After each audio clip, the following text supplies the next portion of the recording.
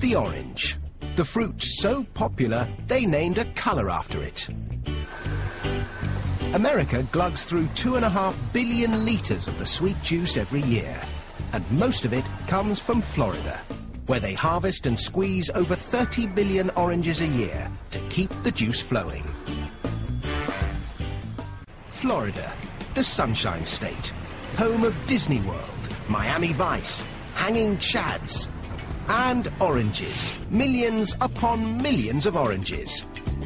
In fact, orange trees outnumber people 3 to 1 in Florida, and they produce over 6 million tons of citrus fruit every year. And almost all of it ends up as breakfast orange juice. To grow oranges, what you need is good soil, large quantities of blissful Florida sunshine, and buckets and buckets of rain. Thanks to the sizzling sunshine and dismal downpour, Tom's able to grow 5 different varieties of oranges here. They do this because each variety ripens at different times of year, which means you can enjoy OJ all year round. But how do they know when an orange grove is ripe for harvesting? To guarantee that the juice will be liquid sunshine, the sugar-to-water content is analysed, yielding a measure known as the Brix. When it's at least 10% sugar, the oranges are ripe for the picking. But there's no substitute for the taste test.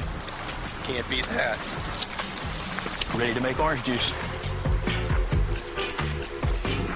The fruit might be tasty, but it's not going to make juice if it's left on a tree. They need to be picked, and with millions of oranges ripening at once, they need to be picked fast. If you want to get fruity in a hurry, you need one of these terrifying contraptions. Or as they like to call it here, the Oxbow 3220. This magnificent machine is what's known in the trade as a continuous canopy shaker.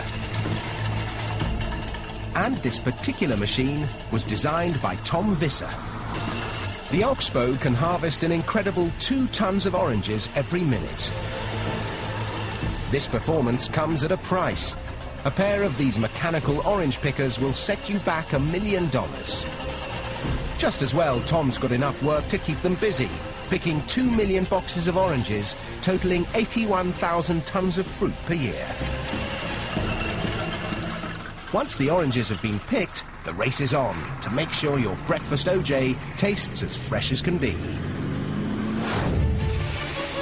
So the fruit is shipped out in these 400 horsepower transport trucks, 20,000 kilos at a time. The trucks bring them to an OJ processing plant, like this one in Lake Wales. Dave Crumbly makes sure they don't run out of oranges. We'll do about... So more often than not, Dave gets his daily dose of vitamin C. To begin with, the oranges are washed out of the trucks. The fruit is then carried along 2 kilometers of conveyors into the processing plant where it's graded. The oranges are separated by size, and it's time to extract the juice. But these days you won't find gangs of sad-looking orange squeezers with sore wrists. This is orange juice squeezing on an industrial scale. This fearsome machine drops each orange into a ring of metal prongs, which squeeze out the juice before ejecting the pith and peel. From orange to OJ in the blink of an eye. Of course, when it comes to OJ, the world is divided into 2 great opposing camps. One likes it smooth, the other with bits. So a load of the pulp that has been carefully screened is added back into the juice to create the wholesome, authentic OJ with all the good stuff still in it.